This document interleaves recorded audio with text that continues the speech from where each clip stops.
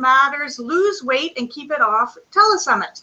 I'm your host, Kimberly Payne, and my guest today is Rachel Almstedt.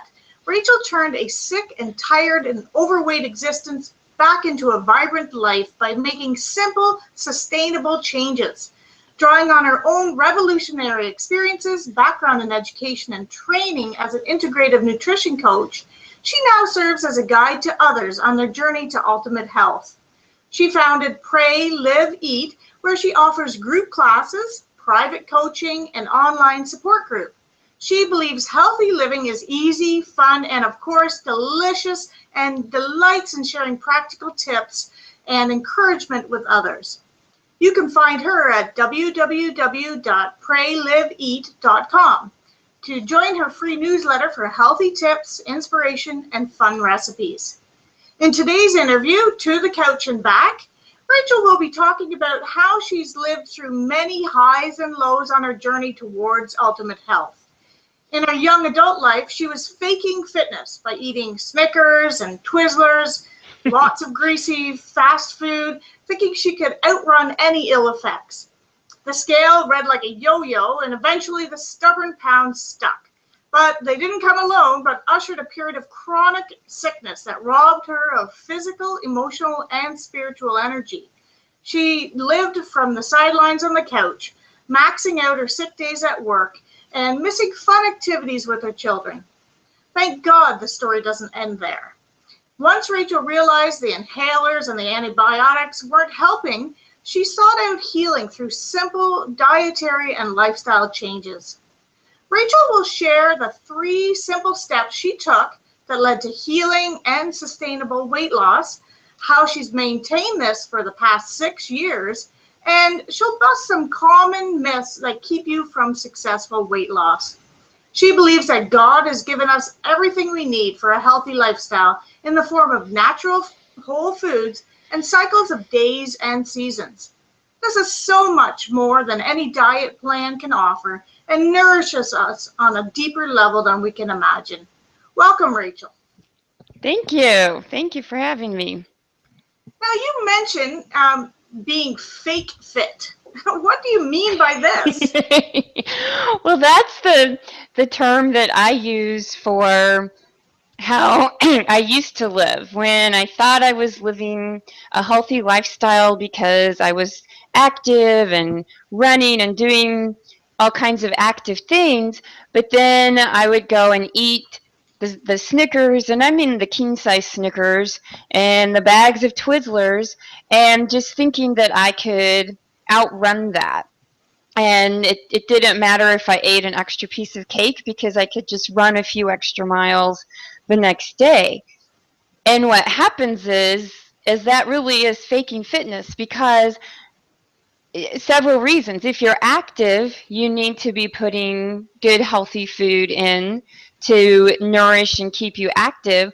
Also, that mentality that I was living of thinking I could just outrun the calories led me to a lot of sickness because I was depleting my system with all of that junk food and not putting any healthy food in. So while I may have looked like a fit and active person, it was really fake because there was not real nourishment going on. I can totally relate to that. So where did this fake fitness lead you then?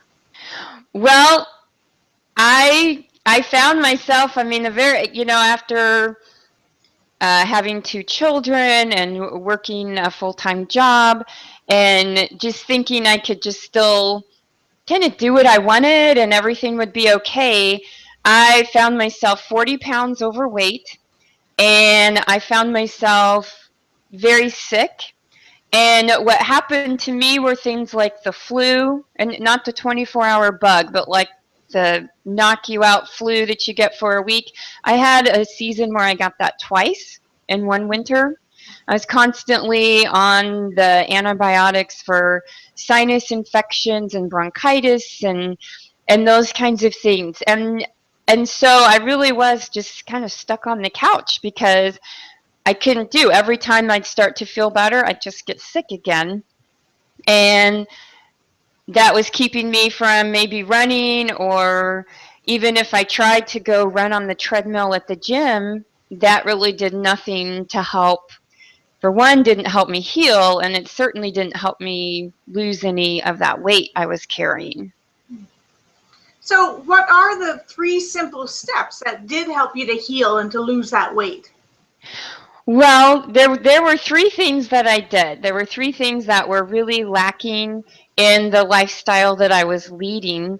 And I actually have a chiropractor to thank. I was sitting on the couch with a bottle of pills and an inhaler, missing more work, and actually also eating a box of Nerds candy at the same time.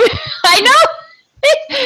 And I thought, this is not working. And I reached out, and this chiropractor actually told me, you're a very sick lady, which I had not heard at the doctors. They just kept writing scripts and scripts and that.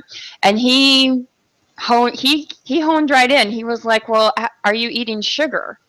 And I'm like, yeah, a little. And he started to educate me on how sugar, I like to say sugar is trash for our immune system. Sugar just depletes us, and besides giving us the weight, especially around our middle, it just keeps our immune system from functioning. So by eating all that sugar, I had kind of destroyed my immune system, or certainly hadn't helped it. So that was the first step I did, was I went off of sugar. And when I did that, I went pretty hardcore, and I took a lot of flack for it because I was pretty vocal about going off the sugar. And now, several years later, I'm in a point where healing has taken place and my system can handle certain things. I don't have to be so hardcore with it. But at the time, I was really intense on healing my body. And so I just cut out that sugar. And so that was one step. The next step was I read a book on Wellness on a Shoestring, it was called, and it had a whole section on leafy greens. And I thought, wow, I don't even know what leafy greens are. I mean, I'd eaten iceberg salad before and that, but I didn't know what. If you had shown me kale or chard, I wouldn't have known what it was. And in that book, it just really struck me of how important the leafy greens are to our diet. They are to weight loss because they're so nutritionally dense with so few calories, but they're also, with the vitamins and minerals and the things in the leafy greens, they're very supportive of the immune system. And even especially with the lungs and the bronchial, which is what I was having a lot of issues with. So I went kind of hardcore with adding in leafy greens. And the easy way to do that for me at the time was the green smoothies. Which are so popular, but like really green smoothies, not all fruit with one little piece of spinach, like lots of green in them. And then I've learned over the years, I've learned how to cook them. Like this morning, I had some sauteed flat kale with some garlic and hemp seeds at breakfast. I never would have done that 6 years ago, but it's amazing the energy that comes from that and the healing that provides and the sustainability of that. So that was my second step, was adding in those leafy greens. And just those 2 steps alone, when you cut sugar and you bombard with leafy greens, that does amazing things for your body and your soul and just your whole being. And then my third step was to realize that, the mentality of the do-it-all mentality that's so prevalent today, that I could work, I could keep up with my 2 kids, I could do everything, I could go do what I wanted, I could do it all, and then I could go do these fast fitness activities. And when your whole life is on fast pace, we know what that does. It keeps us in that fight or flight mode, and that can really mess with our, of course, our immune system, but our fat burning system, because our body cracks down and just holds on to everything. And so I switched to some slower exercise like yoga and Pilates or even bike rides. I do a lot of bike riding and not racing, but just out in nature enjoying, God's symphony on my bike. I just love that. And it's not a race, it's just a ride. And so just by finding ways to slow down and to really turn my attention back um, to God, slowing down my physical life, but also slowing down and kind of revigorating my spiritual life, because that we know that's key to our whole existence. So those were my 3 steps. Was I cut sugar, took a hard look at sugar. I introduced leafy greens, which I hadn't known about before, and I slowed down, looked for ways to slow down, deal with stress, and get back to a spiritual based focus. Wow, I would say that those are fantastic, simple strategies, and I'm on exactly the same page with you. I have recently, just probably in the last 3 months, cut out all sugar. Oh wow. And yeah, it was really a challenge at first, but what I find is that sugar is very much very addictive, and I believe it's as addictive in your brain as cocaine. So, once you give it up, then you don't crave it as much. And I've noticed significant changes in my own health since I've given up sugar, including, and my husband's very happy, I no longer snore. Wow. Yeah. I don't have my hot flashes anymore or my night sweats. Yeah, there's just a long list of benefits that have come from me giving up sugar. And, when you talk about the leafy greens, I just for the first time this week bought kale at a farmer's market. Yay! Yeah, and I bought a big head of cabbage as well. And so I have had a kale and cabbage salad for the last couple of days, and it's actually really good. And so, my husband loves the smoothies, and so he throws it into there, and I love the salads. So yeah, we're definitely doing that.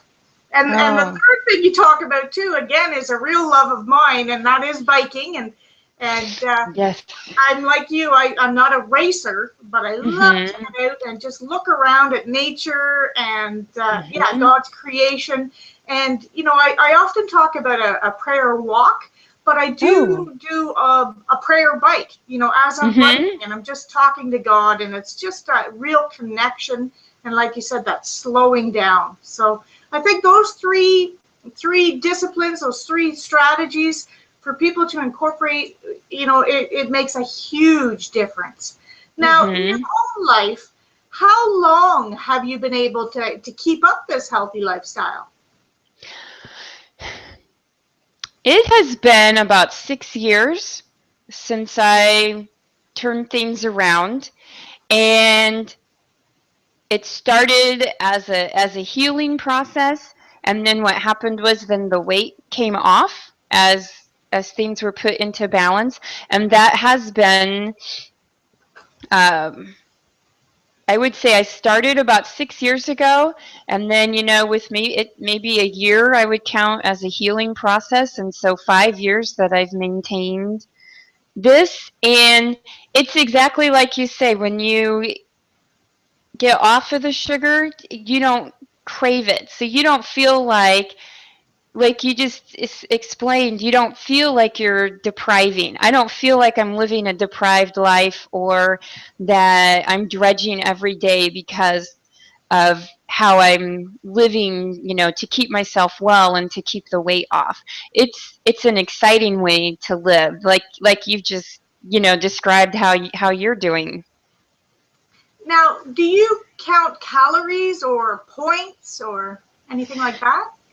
No, that, once in college for a class, a health class maybe, we had a project to count our calories for a week. And I thought it was the most laborious thing I'd ever done. I found that it took so much of the pleasure out of eating.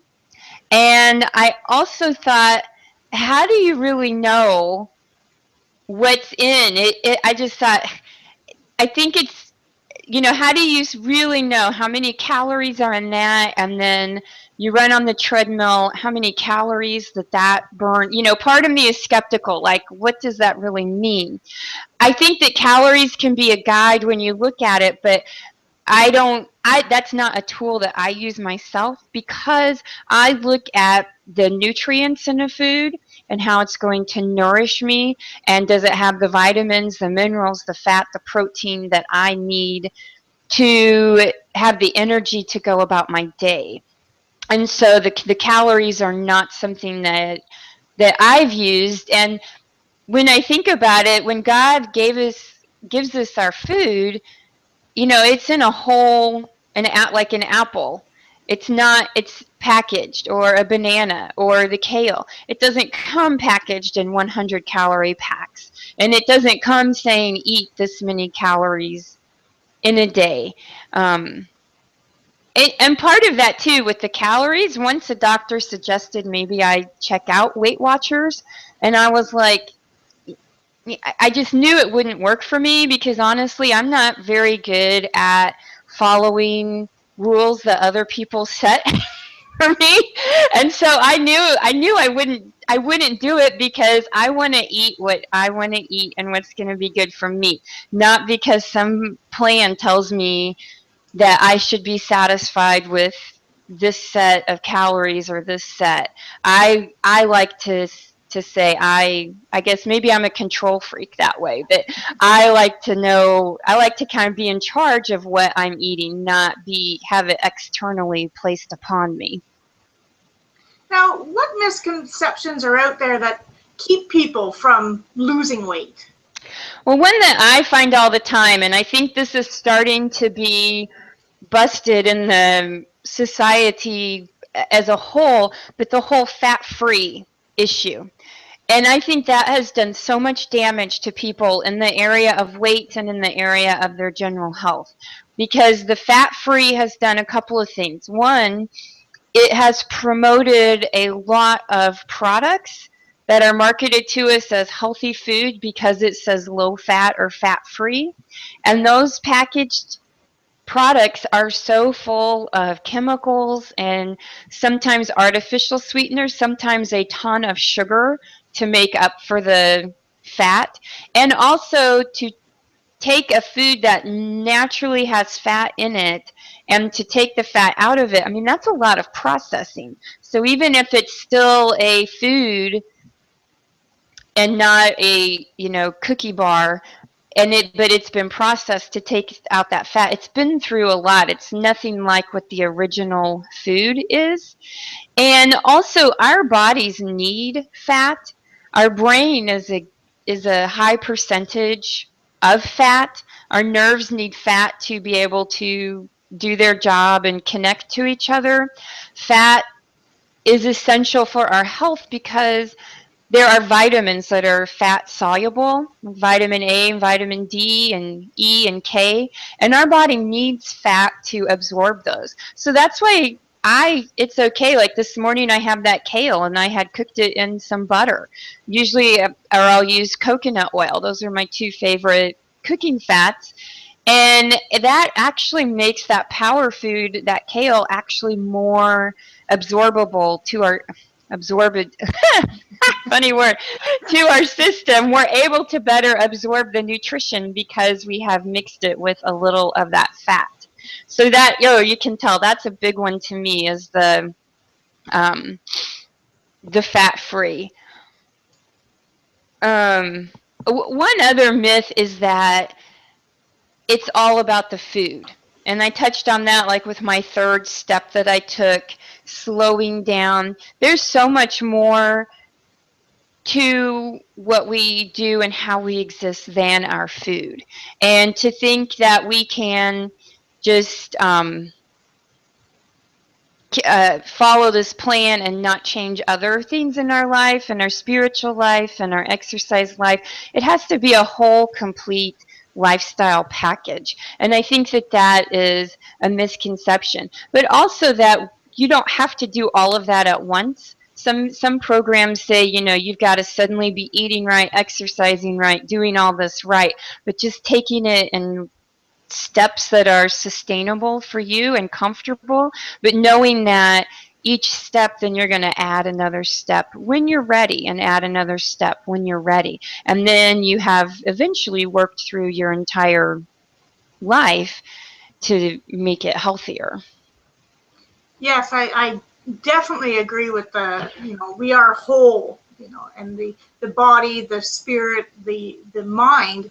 Basically, you're right. You can't just focus on one area and leave the other one, and not touch on that at all. So definitely, I agree with you on that wholeheartedly. And the fat-free, I was just introduced again in the last 3 months to coconut oil.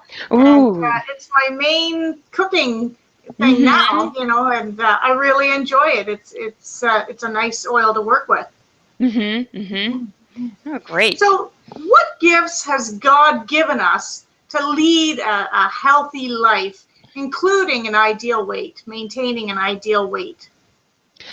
Well, I touched on that with the whole food. I'm a firm believer that God has given us this food, and even with the crazy things going on with our food system, I mean, I've lived the results of eating that whole food that He has given us.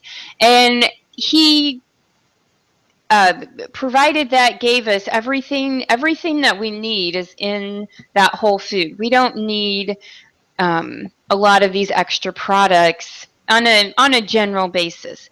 I also believe that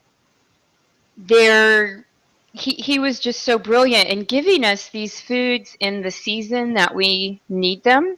This was a new concept to me when I read The 3-Season Diet by Dr. Douillard. And I really enjoyed that. Of course, I believe it's all from God and not from a random universe and nature. But it's so true that we have, we have in the summer, we have a lot of the fruits and cucumbers, tomatoes, things that cool us off. And whereas in the winter, we have much more grounding foods, the squashes and beets and the roots that keep us grounded and are heavier for the winter. And if we really look at what's available to us at certain times of year, we will follow that. It will provide us different energy. We need a different kind of energy in the winter when it's really cold than we do in the summer when it's really hot. And then even in the spring, that's when all the green is coming out. That's a time of cleansing, and that's why that food is available to us at that time, because that's time to cleanse away the heavy winter and get ready for summer. Again, in the fall, there's a resurgence of some of those greens. That's another time to cleanse and get prepared for the winter. A lot of times we can avoid some of the illness over the winter and even those spring colds if we use those foods in the fall to really cleanse away and prepare for winter. So the seasonal basis, I also believe something as basic as the night and day. We live in this world today that's on 24/7. We can go to the store any time of day. We can get online any time of day. We have, lights, we have things that we can do things. And that's pulled us away from our natural rhythms. And when we follow that and sleep when it's dark and be awake when it's light, our bodies, there's something magical about that that's how God made us, to be awake when it's light and to be asleep when it's dark. There's certain things hormonally that happen when we're sleeping in the dark, and also certain things hormonally that happen when we're awake and out in the sunshine.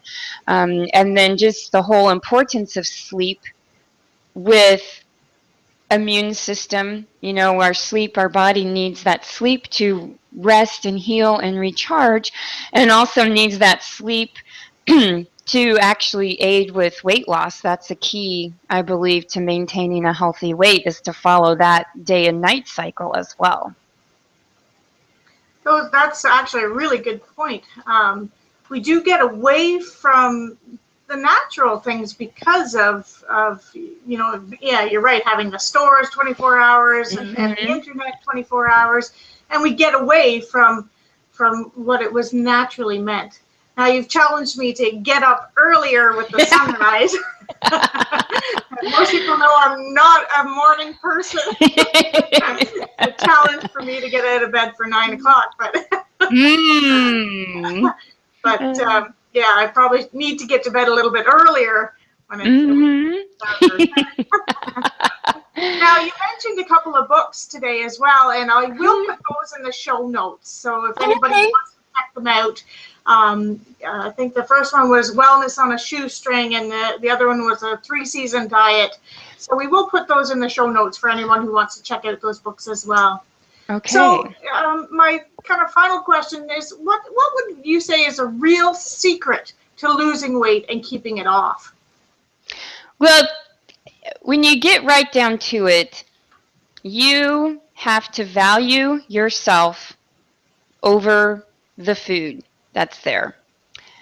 When you just cut right to it, we can have all of these different diet plans, but we know what happens is the minute we get off of that, we value that cupcake more than our health.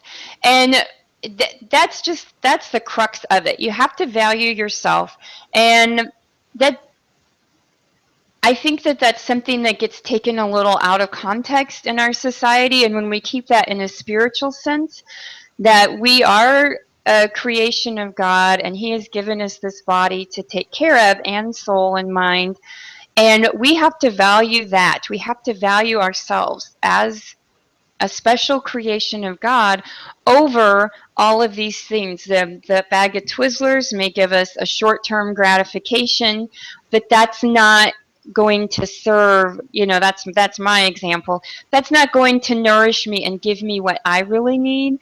And so when I choose those Twizzlers, I am choosing poor health. I am choosing a bigger waistline, and I'm putting the value on that, just that instant gratification over my long-term health and well-being. And I just think you have to just cut right down to it and say, I am worth it. I have work here to do that God has put me here to do, and I value myself as a child of God over anything that's going to not nourish and help me do that. Wonderful. Well, thank you. Now, I understand you have a gift for our guests today, for our listeners. I do. I have 3 recipes that are great starters to adding in those leafy greens in a way that is delicious, of course. And I actually have a great cabbage salad that has some of that kale in it. And so I can share one of those, and one of my favorite green smoothies, and a green stir fry recipe too. Those are just 3 ways that it's great to get those greens in and help you meet your goals. So I will share those. Well, that is wonderful. Thank you. Thanks again to Rachel Almstedt for her expert advice, and thank you for joining us today. This interview has been brought to you by Health Matters, believing that prayer and Bible study are to the spirit what exercise and healthy eating are to the body. You can discover more about improving spiritual and physical health at my website at www.kimberlypayne.com. Blessings on your journey to health.